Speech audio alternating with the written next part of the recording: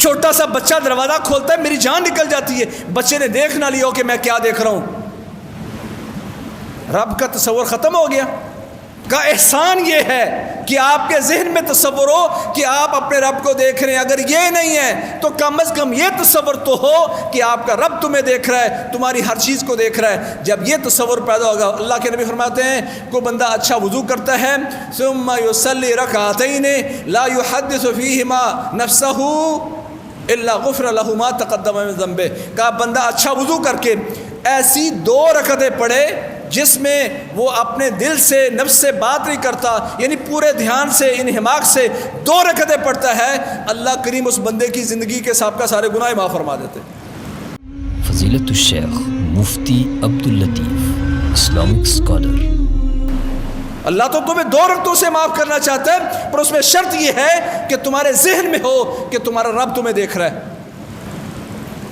آج میری زندگی میں اس لیے چین نہیں ہے، میری عبادات میں اس لیے لطف نہیں ہے، میں اس لیے نماز کے بعد بھی مضطرب رہتا ہوں کہ میری نماز میں یہ حسن پیدا نہیں ہو سکا، احسان کی یہ کیفیت پیدا نہیں ہو سکی۔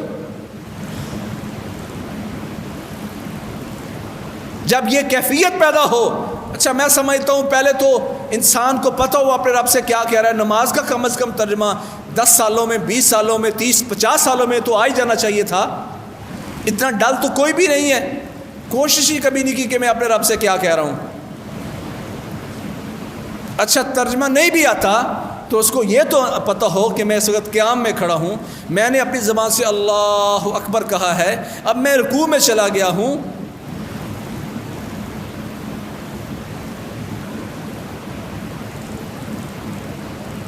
اسی لیے اللہ تعالیٰ فرماتے ہیں میرے نبی جب تم اس بات کا انداز کرو گے، ہم کہتے ہیں یہ کیسے ممکن ہے؟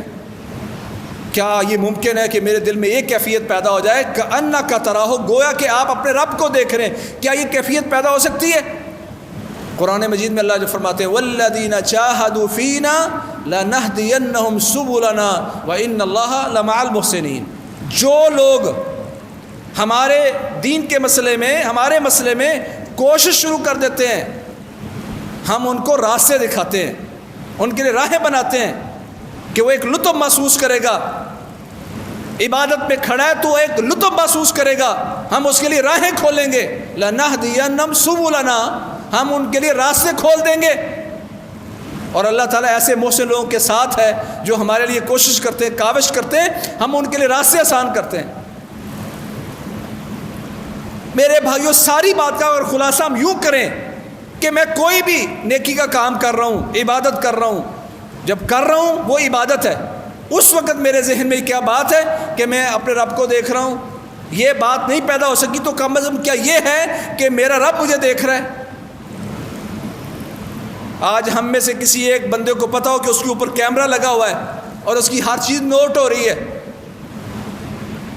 آفیسز میں لوگوں نے کیمرے لگا دیے، جہاں فیکٹریوں میں لوگوں نے کیمرے لگا دیے، کون کیا کر رہا ہے،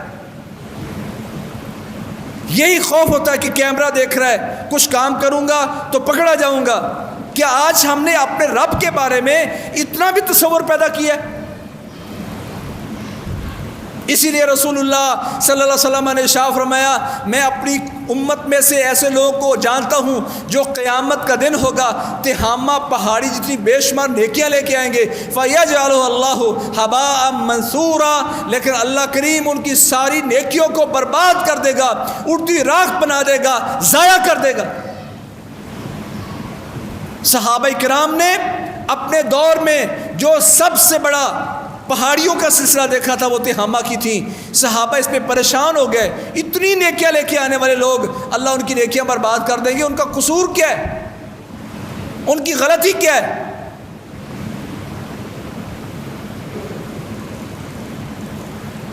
پیارے پیغمبر نے فرمایا، انہوں نے کہا یا رسول اللہ کون ہے؟ کہا مسلمان ہیں، تم میں سے ہیں، یاخذون من اللیل کما تاخذون، تہجد گزار ہوں گے جیسا تم تہجد پڑھتے ہو ویسا تہجد پڑھنے والے ہوں گے،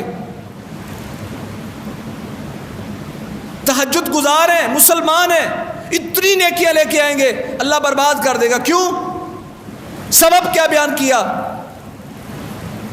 کہ ان کے ذہن میں یہ تصور ختم ہو گیا کہ ہمارا رب ہمیں دیکھ رہا ہے۔ ان اللہ لا یخفی علیہ شیء فی الارض ولا فی السماء. اللہ کا سن لو لوگو، اللہ کے سامنے زمین و آسمان میں کوئی چیز مخفی نہیں ہے.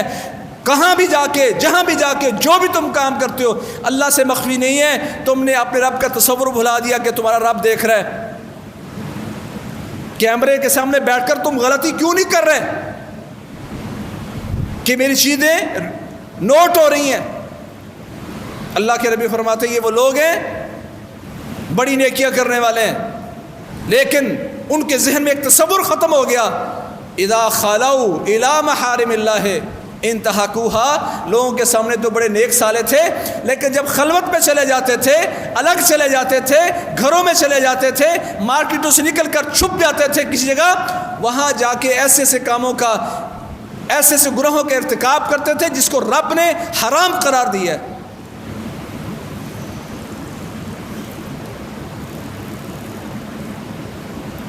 آج ہمارے ہاتھوں میں یہ موبائل ہے، یہ بھی ہمیں بتاتے ہیں ہمارا ایمان کتنا ہے. کیا دیکھ رہے اس پر؟ چھوٹا سا بچہ دروازہ کھولتا ہے میری جان نکل جاتی ہے. بچے نے دیکھ نہ لیا ہو کہ میں کیا دیکھ رہا ہوں. رب کا تصور ختم ہو گیا. خیر کی بات آگے شیئر کیجیے اور اپنے لیے صدقہ جاریہ بنائیے.